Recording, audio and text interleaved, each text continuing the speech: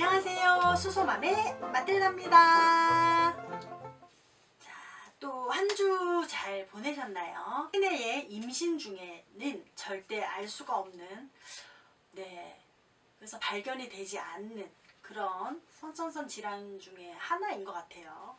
태어나서 태변을 보냐 보지 않냐에 따라서 달라지기 때문에 어쨌든 첫째 아들이 선천성 거대결장 진단을 받았죠.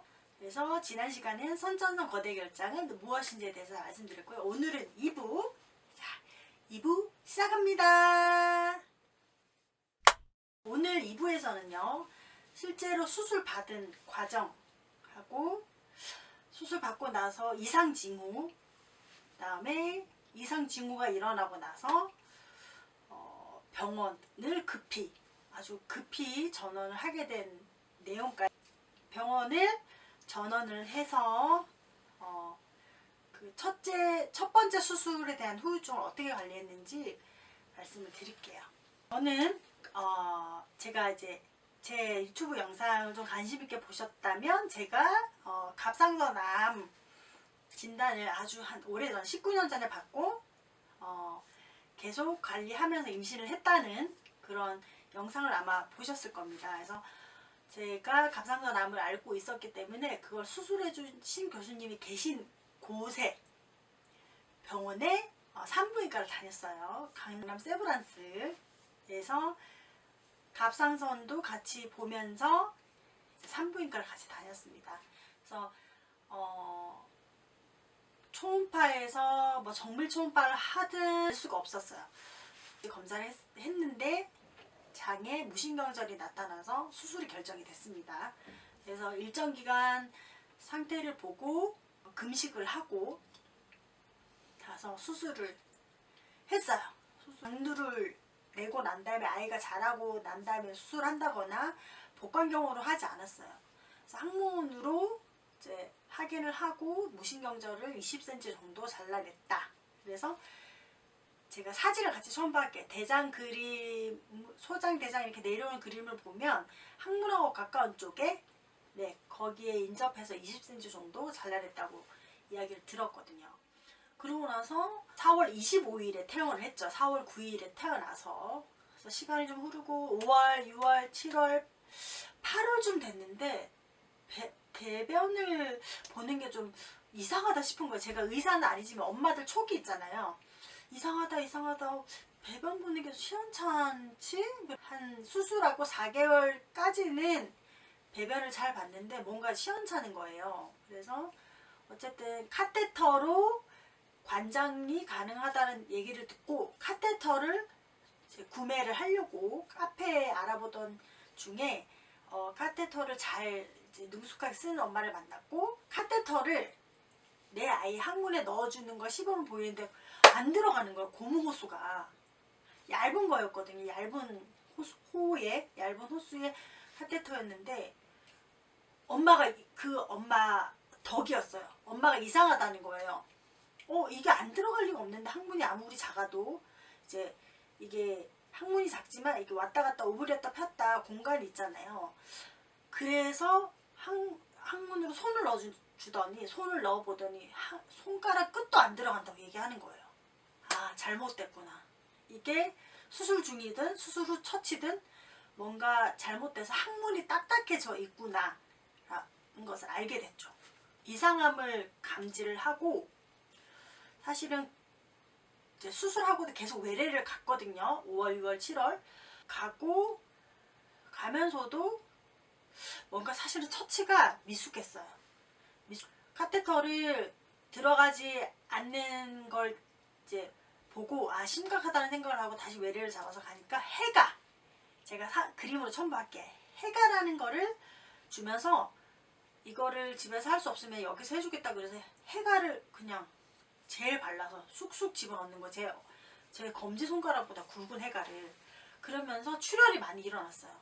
많이 일어나고 그걸 여러 번 반복하고 해가를 하고 간 날에는 여지없이 38도 39도까지 열이 났고 이게 염증성 열일 수도 있다는 소아과의 말에 해열제도 많이 먹이고 하여튼 마음고생을 많이 했거든요. 그러고 나서 하여튼 그 병원에 그 사람이 수술한 아동 여러 가지 일이 터졌던 것 같아요. 네. 그러니까 의료사고가 났던 거죠. 뭐 의료 소송을 하고 있다는 부모님들도 계셨고, 그래서 빨리 9월경인가 서울대 어린이병원으로 전원을 했어요. 근데 마침 그 같은 병실에 그 의사한테 수술한 환자의 아이도 있었고, 앞뒤로 세브란스에서 수술이 이상하게 돼서 온 아이들도 있었고, 그래서 그때도 항문 협착, 항문 경화, 항문이 딱딱해진 거예요. 아주 오므렸다 폈다 기능이 안 되는 거죠. 그래서 그거를 바로 뭐 수술하거나 이렇게 할 수 없는 상황이라서 최대한 수술을 좀 피하려고 항문 협착 예방을 위해서 해가를 처방받아서 이제 정해진 횟수에 따라서 젤을 발라서 항문에 이렇게 눕혀놓고, 이렇게 아이가 있으면 이렇게 눕혀놓고 이렇게 젤을 발라서 여기 해가를 아이 항문에 천천히 넣었다 뺐다 하면서 항문 협착을 방지해주는 처방을 받는 거죠. 해가도 빌려주셨어요. 그래서 그거를 돌까지 하고 나서 2차 수술을 했습니다. 2차 수술에는 다시 늘어진 장이 발견돼서 10cm 정도 잘랐고, 항문이 이미 망가져서 온 상태라서 예후를 단정하거나 이렇게 할 수는 없고, 거기에 남아있는 뭐 장 일부를 뭐 항문 쪽으로 연결해서 이제 아이에게 맡기자. 그러니까 저는 이제 기적을 바란 거죠. 어떻게 그 신경이 잘 살아서 항문을 잘 오므렸다 폈다 하고 더 이상의 협착이나 경화가 없도록 해보자라고 하고, 이제 두 번째 수술은 긴 시간의 수술을 하고, 이게 2016년 2월이었네요. 2월에 두 번째 수술하고 지금 벌써 8년이라는 시간이 흘렀습니다.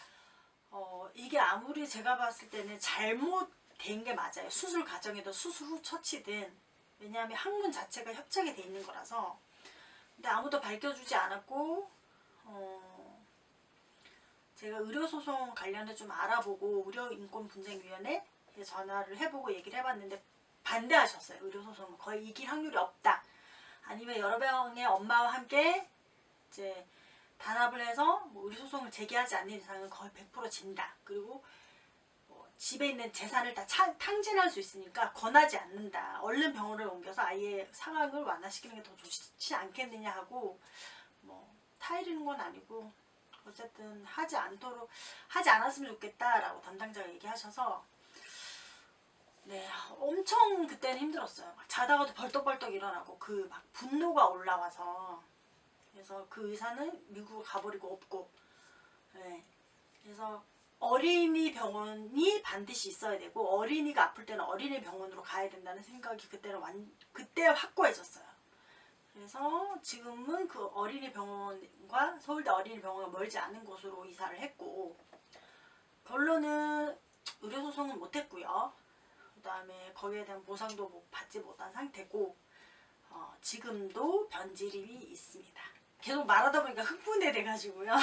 수술 경과 후유증 있습니다.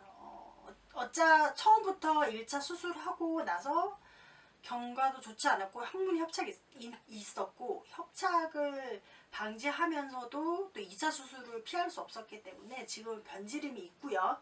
지금 9살인데 지금도 변지름이 하루에 서너 번 정도 있습니다. 2차 수술하고 나서 변비 방지약을 같이 분유랑 복용하고 나서부터 변지름이 너무 심해졌고요. 평균 30에서 40회 정도, 정말 기저귀를 찰 수 없을 만큼 여러 번만 쌓이고 차고 여러 번만 쌓이고, 그거를 좀 더 쌀 때까지 두면 안 돼. 둘 수가 없습니다. 발진 때문에. 그래서 제일 심했을 때가 6, 70번? 그걸 진짜 한 5일 정도 하고 나니까 엉덩이가 남아나질 않았어요. 근데 그때 당시 장염 증상이 있어서 병원에 응급실에 갔는데, 서울대 어린이병원에 의료진들이 이런 엉덩이에 발진이 난 건 처음 본다고. 그래서 겸사겸사 장염 치료 겸 발진을 치료하기 위해서 2주 정도 금식을 하고 경과를 보고 나서 퇴원을 하고 그랬답니다. 그래서 위에 1차 표피가 다 벗겨졌어요. 피가 막 나고. 그래서 연령도 어렸고, 그래서 그거 때문에도 치료를 하기 위해서 발진은 아직도 있고요. 변지름이 덜하기 위해서 하는 음식 관리를 해줘요. 그래서 첫째가 유당불내증이 있기 때문에 유당이 없는 우유를 먹인다거나 아니면 학교에서 나는 간식이 우유이거나 유제품일 때는 그런 갈타제산이라는 그런 약을 소아과에서 처방받아서 타 먹어요. 간식이나 음식에 타 먹거나 물에 타서 마시도록 하고 있습니다. 기름진 거 많이 안 되고요. 과일은 먹되 포도, 배, 수박, 오렌지, 귤 종류는 거의 지림을 많이 유발하고 심할 때로 막 응가 폭발이 일어나기도 하거든요. 개수를 제한한다거나 그렇게 해주고, 아이도 어느 정도 컸기 때문에 본인이 어떤 음식을 먹으면 배가 아프고 화장실을 가야 된다는 걸 알기 때문에 스스로 많이 자제를 하고 있어요. 그래서 그렇게 음식을 관리해주고 있고,